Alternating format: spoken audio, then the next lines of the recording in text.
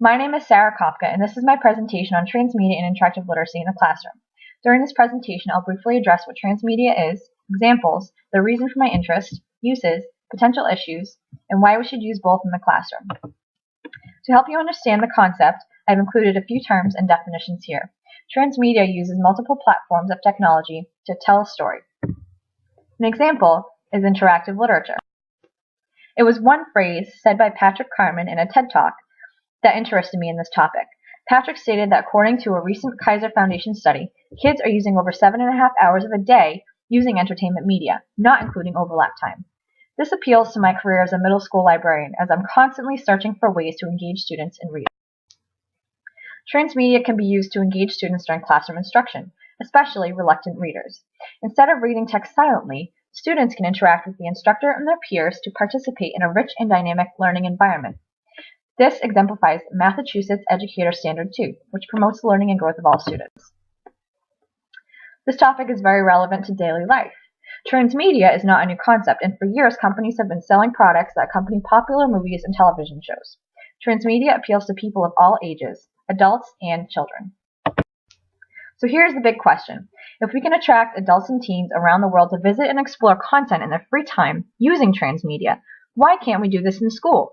Well, we can, and educators have begun to explore the process of integrating these new technologies in their classroom. One example is novels. There are multiple interactive novels currently in circulation around the world.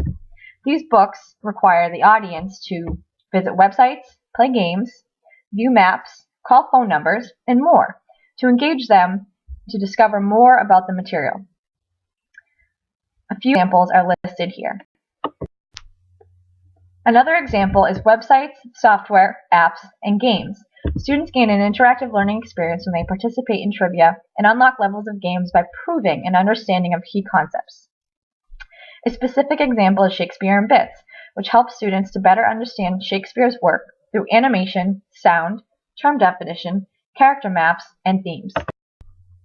Participating in interactive learning teaches students skills necessary to be prepared for college and future careers. They acquire literacies in areas they will constantly use.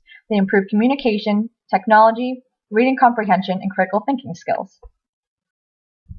Educators can use transmedia in the classroom in a variety of ways.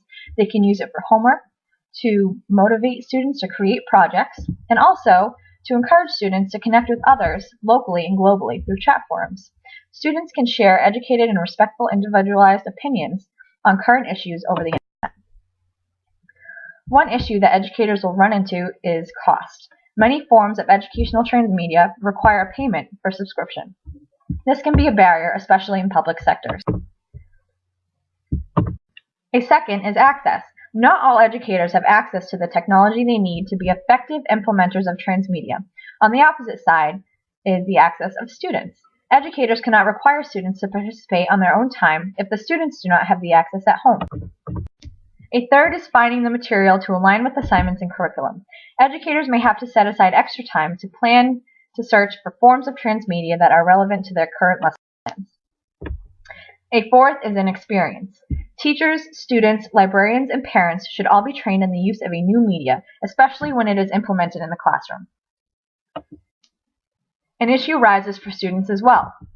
It is possible for students to become very confused when using new forms of media in conjunction with their education. A page may have too many navigational tools or hypertext that can easily confuse a child. Also, the lack of teacher-led instruction may intimidate a student. Transmedia should be used in the classroom. It engages students and clarifies concepts they otherwise may not understand. Instead of reading static material on a page, it provides exposure to multiple and diverse perspectives, as Julie Cora puts it. Transmedia can help raise student participation in class and also scores. Students collaborate with peers and the instructor in the classroom and at home during their interactive learning experience. They feed off of each other's responses and create new findings.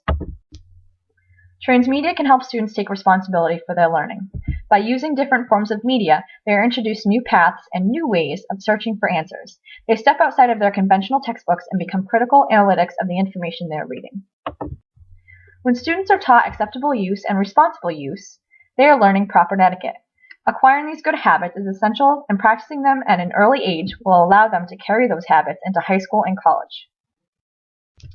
For me, helping to implement forms of transmedia in the classroom creates awareness and promotes my skills as a resourceful leader for my school community.